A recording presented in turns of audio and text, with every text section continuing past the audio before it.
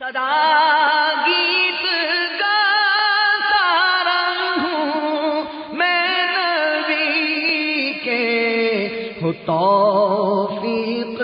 ایسی عطا یا الہی۔ الحمدللہ رب العالمین والصلاة والسلام علی سید المرسلین، اما بعد فاعوذ باللہ من الشیطان الرجیم،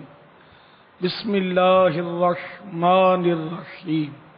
صلاة والسلام علیک یا رسول اللہ وعلی آلک واصحابک یا حبیب اللہ، صلاة والسلام علیک یا نبی اللہ وعلی آلک واصحابک یا نور اللہ، نویت سنت الاعتکاف۔ میٹھے میٹھے سائیں بھائیوں اور مدنی چینل کے ناظرین، جب کبھی داخل مسجد ہونے کی سعادت پائیں، اعتکاف کی نیت ضرور فرمائیں۔ نیت دل کے ارادے کو کہتے ہیں۔ دل ہی میں نیت کر لیجئے کہ میں اعتکاف سے ہوں، آپ معتکف ہوئے۔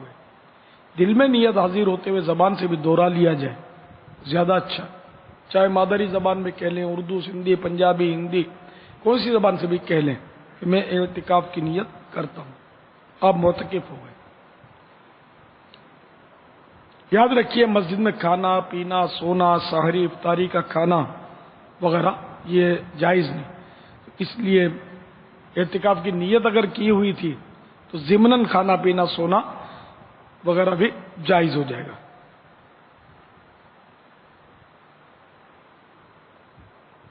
صلو علی الحبیب علی محمد۔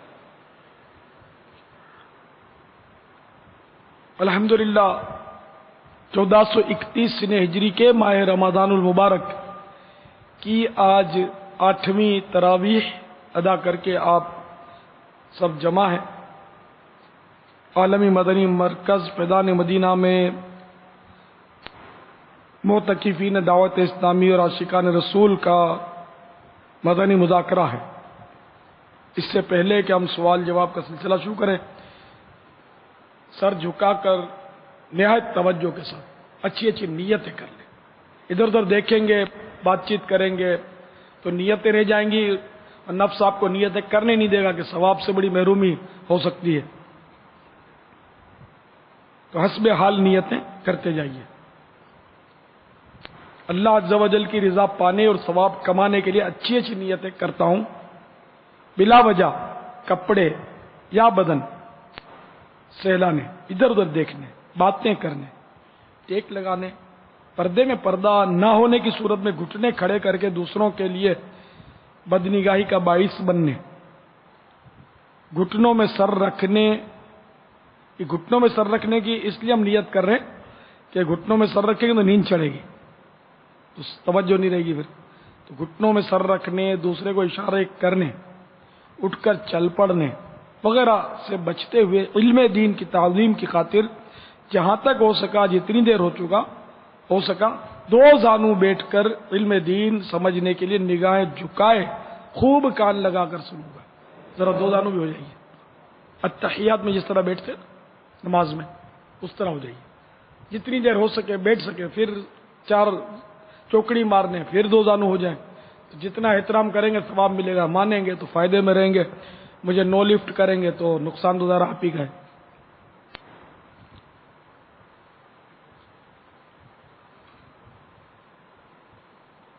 صلو علی الحبیب وغیرہ سن کر ثواب کمانے اور صدا لگانے والے کی دلجوئی کے لیے نمایاں آواز سے جواب دوں گا۔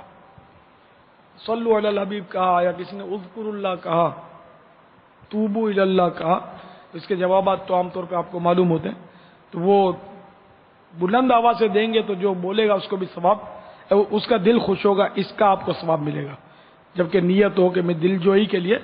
بلند آواز سے جواب دوں گا۔ ضرورتاً سمٹ کر دوسرے کے لیے جگہ کشادہ کروں گا،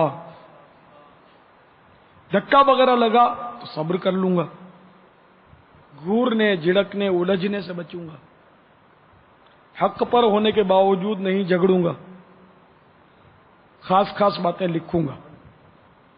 حسب موقع عز وجل صلی اللہ تعالی علیہ وآلہ وسلم رضی اللہ تعالی عنہ اور رحمت اللہ تعالی علیہ پڑھوں گا۔ خشوع نفاق یعنی اعضاء میں تو خشوع ہو مگر دل عاجزی سے خالی ہو، اس سے بچوں گا۔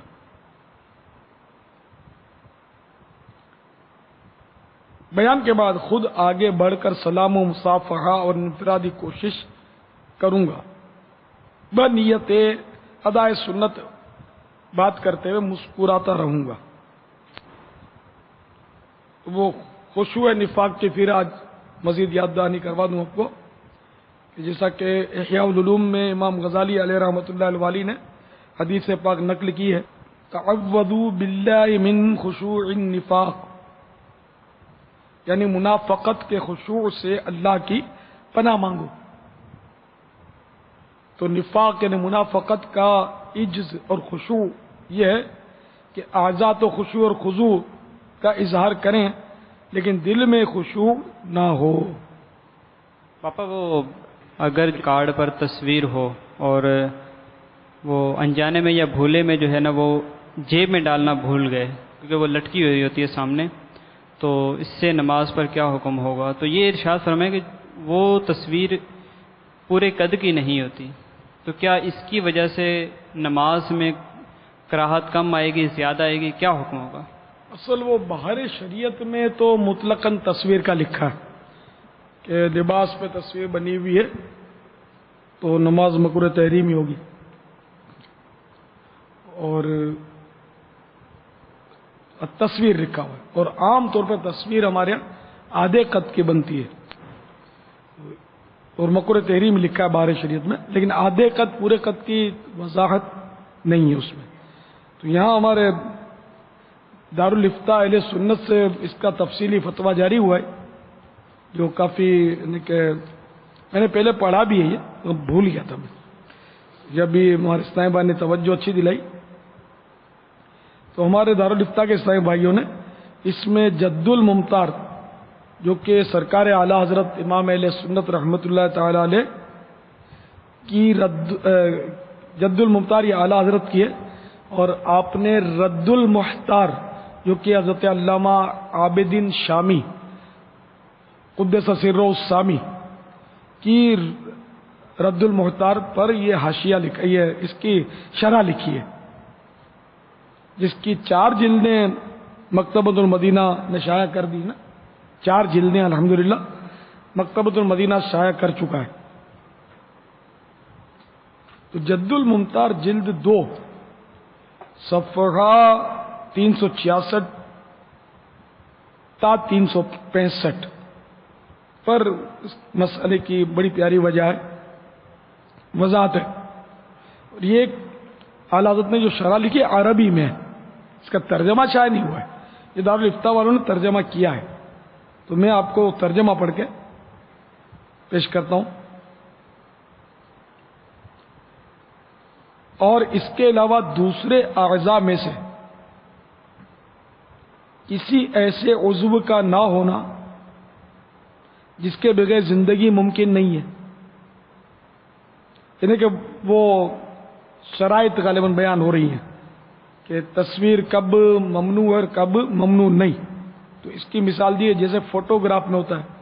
کہ اس میں عموماً اوپر کے نصف بدن کی تصویر ہوتی ہے، آدھے بدن کی، پورے بدن کی تصویر کم ہوتی ہے، یا پھر سینے تک ہوتی ہے۔ تو اس صورت میں تشبہ منتفی ہے، یہ یعنی تشبہ ان کی مطلب یعنی کہ کیونکہ غیر مسلم جو پوجا کرتے نا تو آدھے بدن کی تصویر کی پوجا نہیں کرتے، وہ قد آدم تصویر ہوتی ہے، پوری تصویر، قد آدم نہ صحیح انسانی قد کی قد آدم بولتے ہیں اس میں، وہ تصویر پوری ہوتی ہے۔ یہ شاید دیکھی بھی ہوگی بہت سو نے کہ جہاں بھی یہ عبادت کرتے ہیں نا اس کی جو غیر مسلم، تو یہ ان کے بت وغیرہ پورے بنے ہوتے ہیں، ادھورے نہیں بنے ہوتے۔ تو تصویریں